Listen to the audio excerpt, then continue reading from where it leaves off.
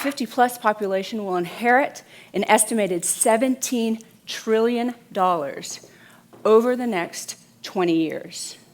That is a return on investment for the products and services that you are delivering. But the problem that we have, and I've been in the field for over 25 years, and it's just starting to turn, is this concept that people think that those that are over the age of 50 are one homogeneous group. Close to 117 million people who spend almost $2.4 trillion are all the same. It's like we have a sample of one and everyone is that way. Obviously not correct, right? So you have to segment. You have to think of them not in one bucket, but in many buckets. I'm going to showcase for you now some of the different ways that over the last 25 years, I have seen people market and position products and services for mature adults. Some of the lenses. The first lens is the chronological lens. We're all familiar with that, right? I'm going to market a product or service to someone that is 70 because they're 70, or 50 because I think I know what a 50-year-old looks, feels, acts like, or 80, or 90, or 60. Do any of you know a 50-year-old that acts 80 and an 80-year-old that acts 50, right? So why would anybody just strictly look at someone's chronological age when they're thinking about direct marketing pieces, retail environment, sales techniques? You can't just think about this, but it is one of the lenses. Another lens is the event lens. If you look up there, I bet you there is some event that you see that you feel a part of.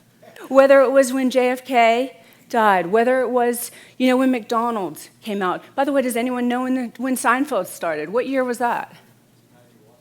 1990. Don't you feel some kind of special feeling about something that you see up there? Well, we all do. But you and I are not feeling the same thing, right? What are you feeling? Howdy doody. I am not feeling howdy doody.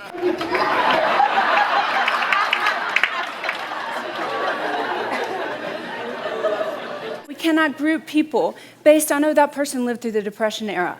Or, oh, that person, likes the Beatles. Or that person was, Woodstock. Oh, that means that everyone that comes in that looks and feels like them is exactly like that, and that's going to be the event. No, but it is an interesting way to look at things. And one of the things that you have to put in your formula, right? So with chronological age, event-driven marketing.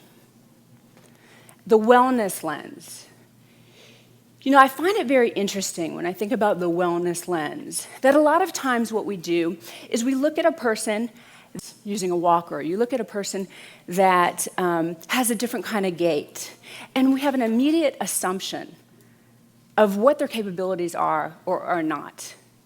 You have to get to know that person. It may just be a flare-up of arthritis that they're going through, and consequently, they're here to get your help to help them understand how they can have less inflammation. But when the inflammation's gone, they might be ready to go out and run a marathon with you.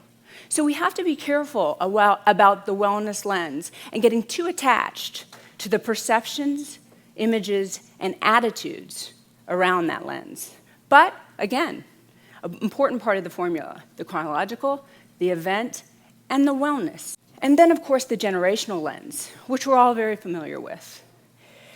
So yeah, a lot of people had sex between 46 and 64, and a lot of people were born, and congratulations, somebody came up with the brilliant idea to call them baby boomers. But does that mean that all baby boomers are exactly the same because their parents decided to have sex at that, or whomever had sex to make them?